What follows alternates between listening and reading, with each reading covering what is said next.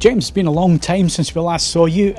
New product for 2022. We're finally at LG headquarters. We can get to see it in the UK for the first time. So maybe you could tell our viewers what we've been looking at today. Yeah, so it's been great to see you guys again. We've been looking predominantly at our OLED models for 2022 with a QNED model in there as well, thrown in for good measure. So I think a lot of your viewers really expect that we iterate and improve our models year on year, as we always do. So for this year we have our standard A series, B, C and G, our main models really, but you have the A2, B2, C2 and G2 obviously. As you'd expect, we improve the processors year on year, so now we're on to the generation 5 of our Alpha 9 processors, which obviously, as we always do, improve it to improve the picture quality and the sound quality for our models compared to previous generations. One of the key things as well, though, is the OLED Evo technology. So last year we introduced that in our Gallery series models, our G1. That continues through now in our G2 models, but also comes down to our C2 model too. So those models have admittedly more advanced panels, but the main thing we talk about really is what LG does over and above other OLED manufacturers in terms of how we drive the panel and really get the most out of it.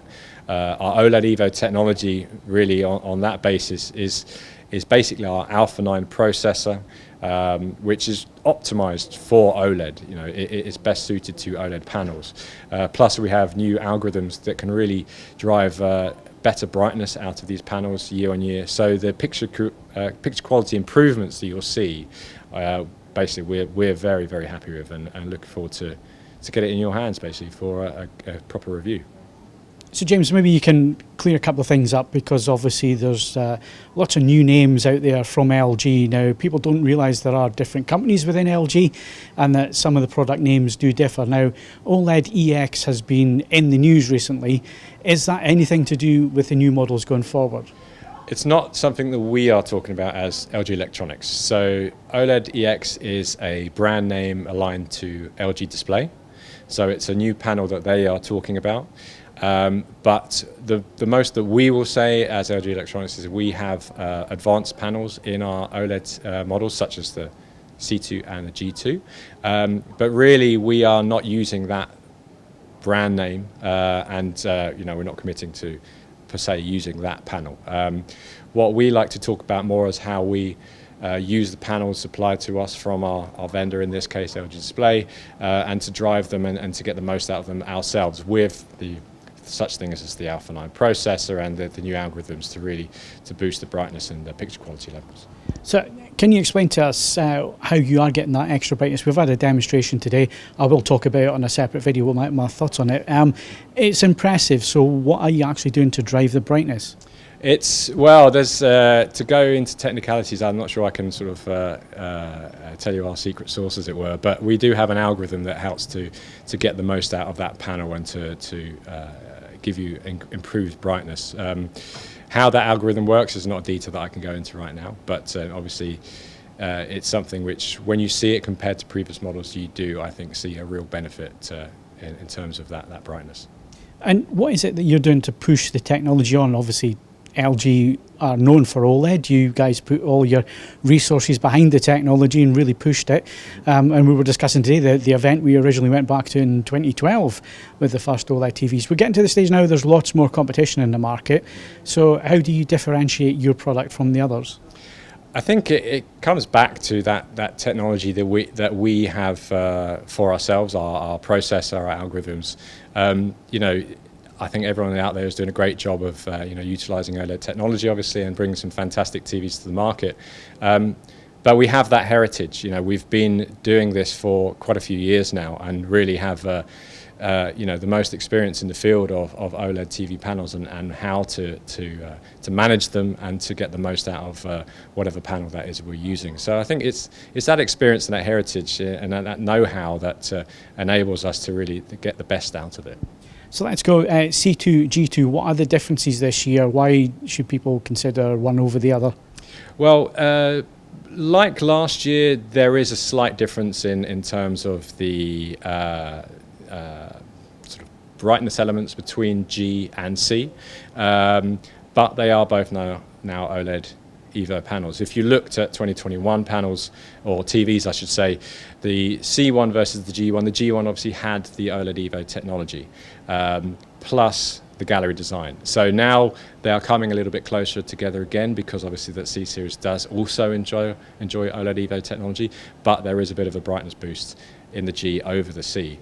Plus the G still has that fantastic gallery design, so it can sit flush to your wall with the built-in wall bracket. The design has been refined a little bit this year, so although no slimmer, it does look slimmer on the wall because of the way that we've designed the TV to look even flusher and stylish on your wall, basically, like the previous model that was behind me. And then obviously the C2, that's always been the sweet spot, the C range. What's new for this year?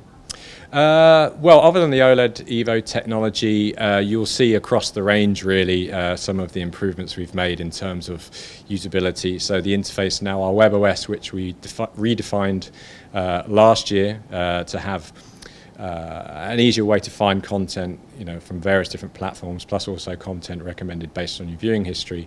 We now add profiles into that system, so you can sign your own profile in, or your partner's or your children's, so you'll get recommendations based on your viewing history when you log into your profile.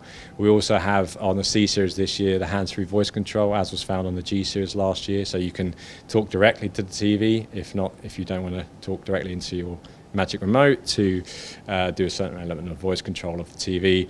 There's also an always ready mode now, so you can put the TV in a state where it can listen to your voice for smart controls, asking for the weather, for example, and the TV will obviously appear off, but then show you the graphical interface for the weather when you ask for it, for example.